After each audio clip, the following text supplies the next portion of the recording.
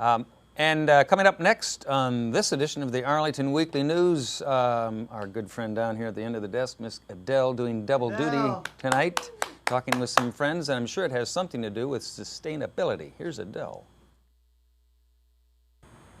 I've got a great group here today to talk about a special and innovative sustainable landscape project. Meet Julie and Ian Liu, originally from California. They purchased their home by Trips Run Stream in 2005, and they focused first on remodeling their home due to their California sensibilities. After the 2012 derecho, Trips Run Stream lapped at the threshold of their back door. Julie and Ian were already fed up with their existing landscapes, the existing lawn that demanded a lot of time and maintenance, the mostly non-native foundation plants they inherited, a muddy backyard, slippery access, and zero connection between the land and their home's unique architecture from their remodel. They wanted big changes and designers with similar ecological sensibilities. Enter Sarah Munroe and Ida Peterson from Connected Gardens, friends and colleagues who shared their passions for merging high design with environmental sensibilities. Julie and Ian asked Sarah and Ida to design a landscape that's environmentally friendly. The completed project is almost all native plants, mostly regional to our Chesapeake Bay Watershed. Their garden is not messy or wild. It's so beautifully designed. Ian and Julie's garden was recently featured in the Virginia Gardener's May issue. Their lovely and delightful garden is a fantastic example of a great collaboration between landscape designers and engaged clients. Let's find out from our guests the exciting details on the transformation between the before and now. Welcome, Julie. Thanks so much for joining us today. Thank you, Adele. I'm excited to hear, as a master designer and a plant lover, plant expert, why bring in landscape designers? There were a couple reasons we asked Sarah and Ida to help us. Primarily, we wanted a design that was different from the neighborhood, different from what other people were doing. We wanted something that included sustainability elements. They were able to come to our property, look at the attributes, consider the problems and challenges, and help draw together lines, make our space better organized and more enjoyable to be in. Great. It's always good to have spatial organization experts. I saw a rain barrel in the corner of your home on the tour. How is that working out for you? The rain barrel is great. It is discreet, maintenance-free, catches all the free water off of the roof. We use it to supplement our watering of the vegetable garden in the front yard. Great. Ian, thanks for joining us. Now that the project is complete, how did it accomplish your goals, and what's your favorite element? Well, I'm all about the food, and the garden actually is in the front, which is somewhat unconventional, but that's where all the sun comes in. I love being able to go out and pick something fresh to eat. We can have fresh food pretty much year-round. Even in winter? Mm-hmm. We can grow winter greens out there, and during the summer it's especially great to get fresh tomatoes that come off, and they're so sweet. Did I see corn? Oh yes, corn as well. We've had corn as well. Wonderful. Now, I also understand you have 3 boys, but no lawn. Does your family miss that lawn at all? No, not really. The lawn was a lot of work, a lot of maintenance. You had to mow it, so you don't have to mow anymore.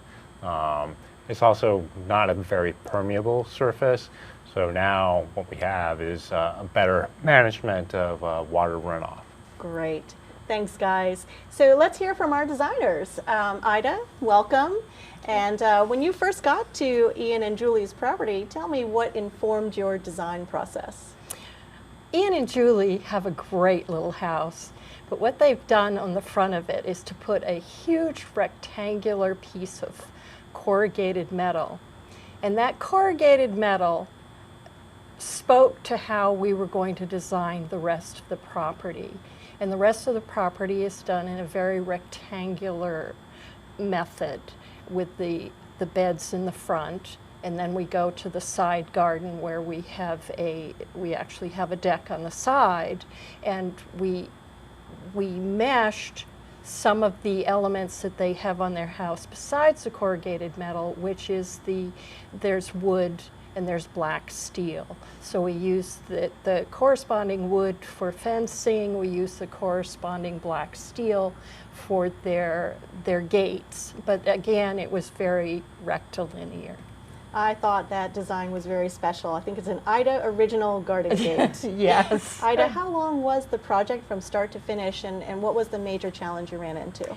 The project was done in 2 phases. The first phase was the front yard, and the design for that totally was about 2 months. And then probably the actual construction was about 2 months.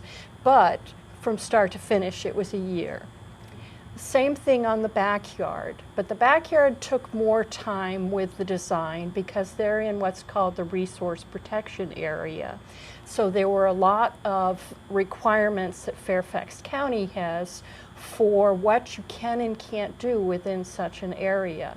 Great. So that process also took a year.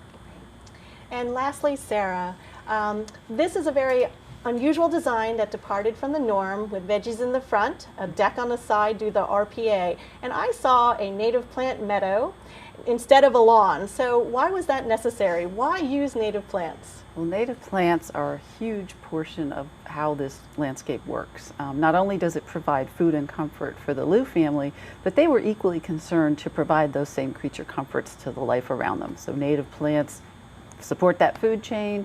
They provide wildlife habitat, they reduce maintenance, and they help protect the stream bank. The roots of native plants, for example, some of them are 15 feet versus your turf grass, which is maybe a couple or 3 inches. Obviously, turf grass loses in that battle. And finally, they impart a true sense of place to the landscape. If you had strolled this land years ago before a developer ever dreamed of it as a neighborhood, you would have seen these plants. Great. So if people want to reach Ida and Sarah at Connected Gardens, how can we reach you? You can reach us at our email address, which is info@connectedgardens.com. Great. Thanks again, everyone, for joining us today. And thank you, Julie and Ian, for allowing us to visit your special garden and sharing your success story. And thank you, Sarah and Ida, for sharing your designs and how to merge design with ecology. And back to the news desk, everyone. Look at the wrong camera.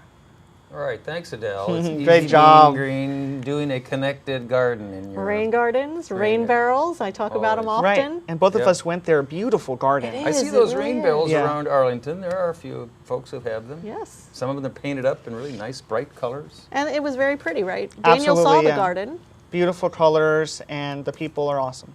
and the fountain was Yeah. great. I loved it. Excellent. Well, thanks, Adele. Thank you, Adele. We appreciate you doing double duty again tonight.